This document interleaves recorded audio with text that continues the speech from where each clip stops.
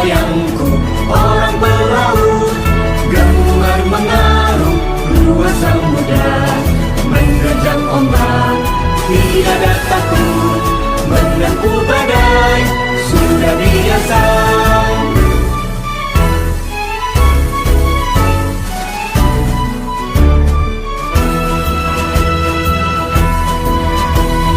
Angin bertiup, layar berkembang, ombak berdebur di tepi pantai. Pemuda berani bangkit sekarang, ke laut kita beramai-ramai.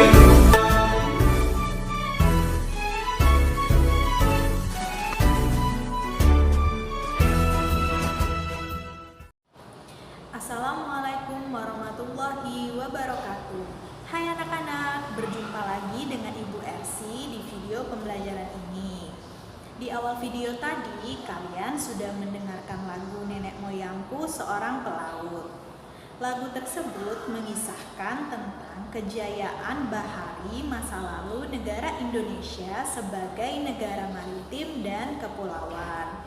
Nah, pada video pembelajaran ini, kita akan belajar pembelajaran 4, tema 1, subtema 3, lingkungan dan manfaatnya. Baik, mari kita simak video pembelajaran berikut ini. Tujuan pembelajaran dari video ini bisa dilihat sebagai berikut.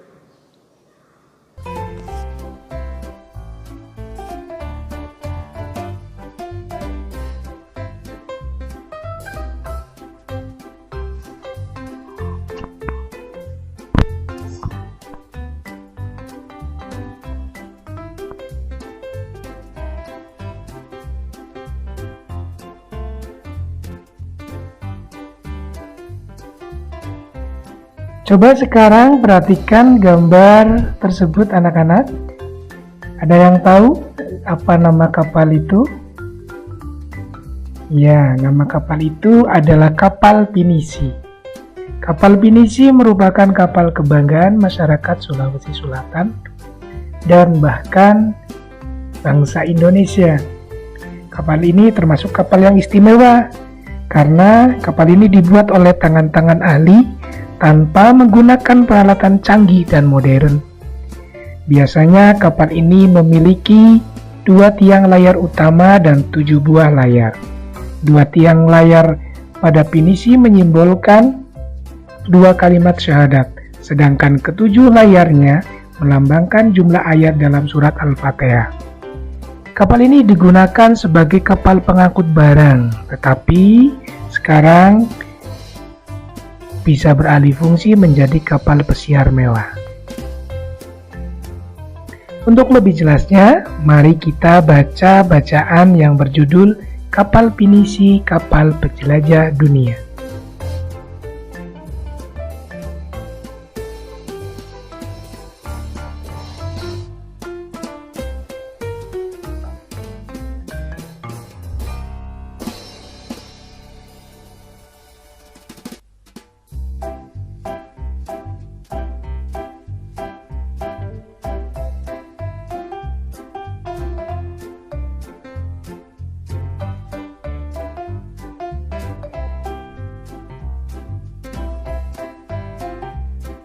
Setelah kalian membaca bacaan tadi, masih ingatkah kalian tentang apa itu ide pokok?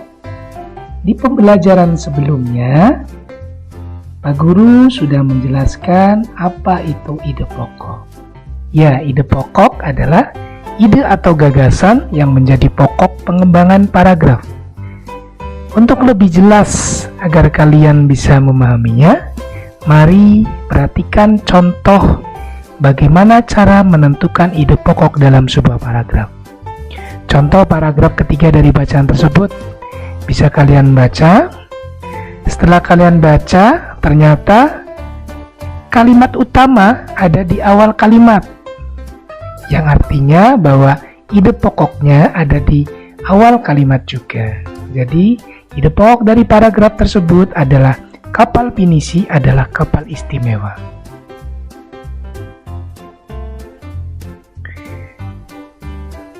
Selanjutnya, coba ingat-ingat lagi pembelajaran sebelumnya. Di pembelajaran sebelumnya sudah dijelaskan tentang pengaruh negara maritim pada bidang ekonomi dan sosial.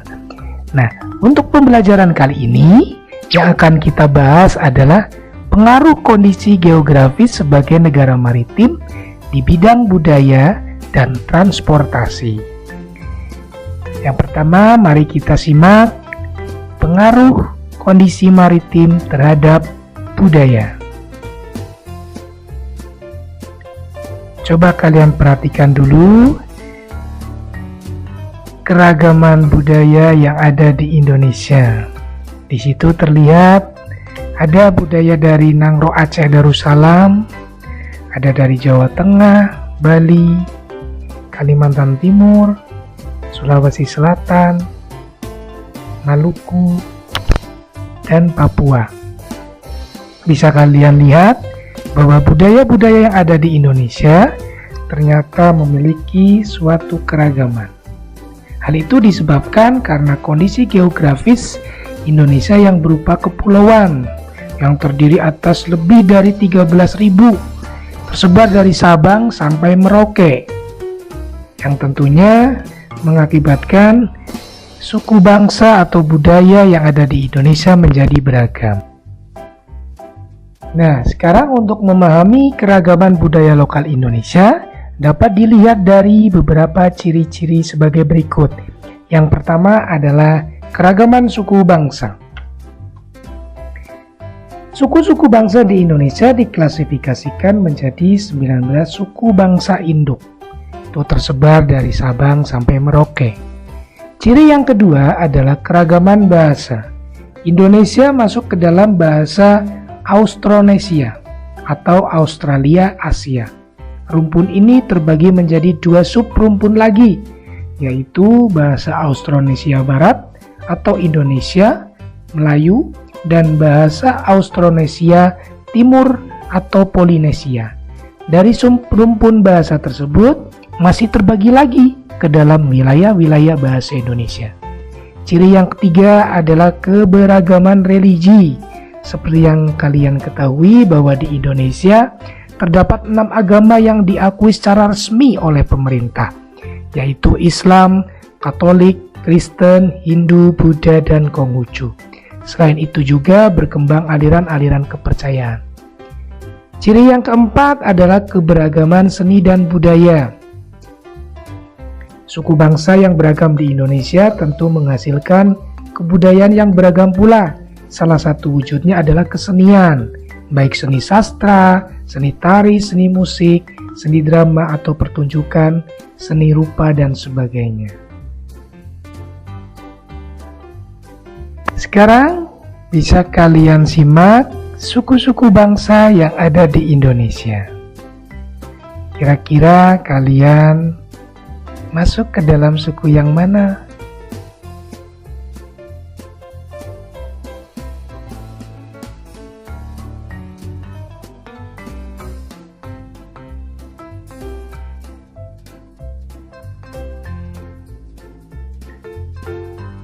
Setelah suku ada bahasa daerah. Bahasa daerah di Indonesia juga sangat beragam.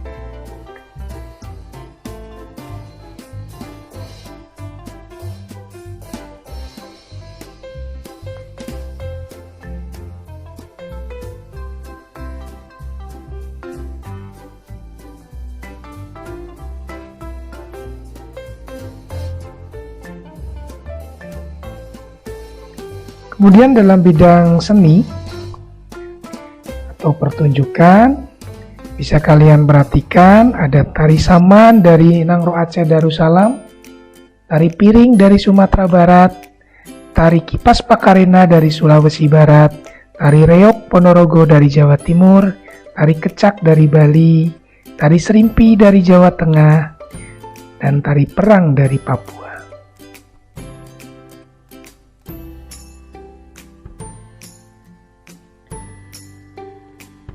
Selain itu juga ada kebudayaan Indonesia yang timbul akibat pengaruh luar negeri. Contohnya adalah wayang. Wayang terpengaruh dari negara India. Yang kedua, barongsai, terpengaruh dari Cina. Kemudian yang ketiga ada keroncong, terpengaruh dari Portugis. Dan tanjidor, pengaruh dari Eropa.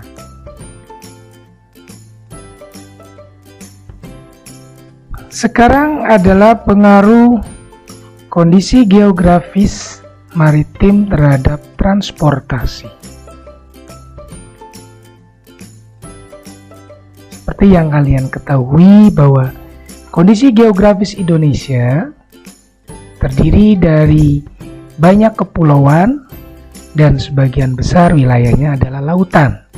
Jadi, jalur strategis untuk menghubungkan antar pulau tersebut, yang pertama menggunakan jalur laut. Jalur laut tentunya kita menggunakan kapal atau perahu. Yang kedua, menggunakan jalur udara.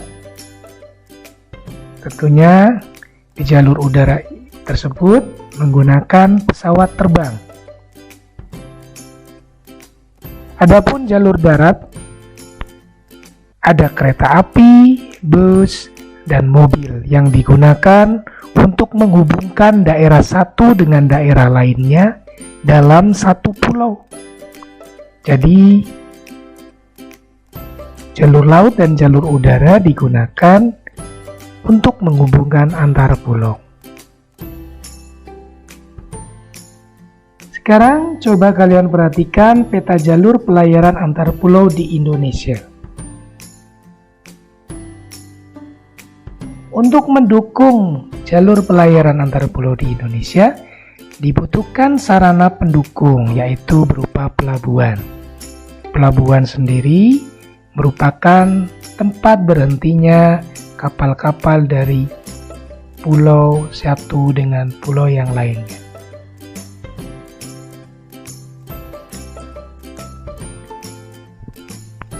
Sekarang bisa kalian perhatikan beberapa pelabuhan yang ada di Indonesia. Ada Pelabuhan Belawan dari Sumatera Utara, Pelabuhan Tanjung Priuk dari DKI Jakarta, Pelabuhan Tanjung Emas di Jawa Tengah, Pelabuhan Tanjung Perak di Jawa Timur, Pelabuhan Kuala Kapuas di Kalimantan Tengah, Pelabuhan Kota Baru di Sulawesi Barat. Kemudian bisa kalian saksikan peta jalur penerbangan antar pulau di Indonesia. Sebagai sarana pendukung dibuatlah bandar udara atau biasa kita kenal dengan bandara. Bandara-bandara di Indonesia bisa kalian simak berikut ini.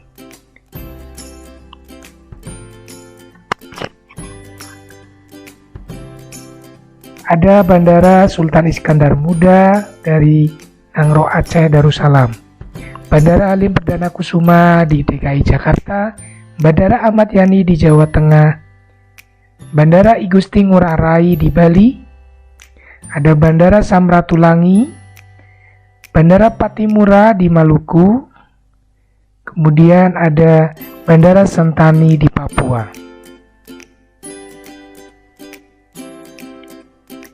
Kemajuan dan perkembangan bidang transportasi antar pulau akan makin memperkuat persatuan dan kesatuan bangsa. Oleh karena itu, akan meningkatkan mobilitas antar pulau sehingga akan memungkinkan terjadinya persebaran dan pertukaran sistem nilai dan budaya antar pulau. Jika sudah terjadi hal yang demikian, maka setiap pulau termasuk masyarakatnya akan lebih merasa menjadi satu kesatuan dan menjadi bagian penting yang tak terpisahkan dari NKRI. Nah, sekarang coba amati kedua gambar berikut. Dari kedua gambar ini, ternyata ada perilaku yang membuat persatuan dan kesatuan kita menjadi kokoh atau sebaliknya. Kira-kira dari kedua gambar tersebut, mana perilaku yang tidak sesuai dengan nilai Pancasila dan yang sesuai dengan nilai Pancasila.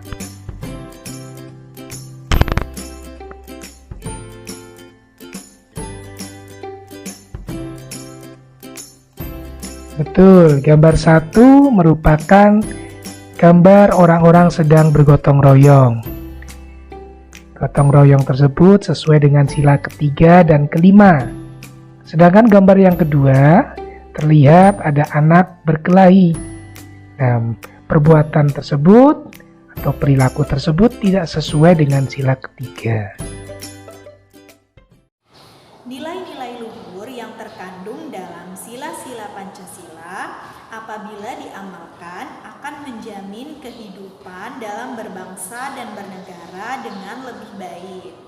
Indonesia pun akan semakin disegani oleh bangsa-bangsa lain di dunia. Perasaan menjadi satu kesatuan sebagai bangsa Indonesia juga merupakan salah satu amanah dari Pancasila.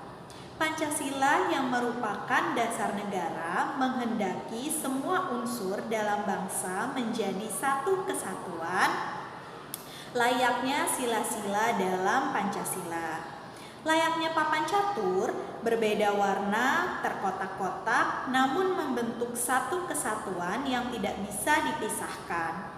Jika ada satu yang terpisah atau terlepas, papan catur tersebut tidak akan lagi bisa berfungsi. Baiklah anak-anak, sekian materi yang bisa Ibu Ersi sampaikan. Ibu akhiri, wassalamualaikum warahmatullahi wabarakatuh. Sampai berjumpa kembali di pembelajaran selanjutnya.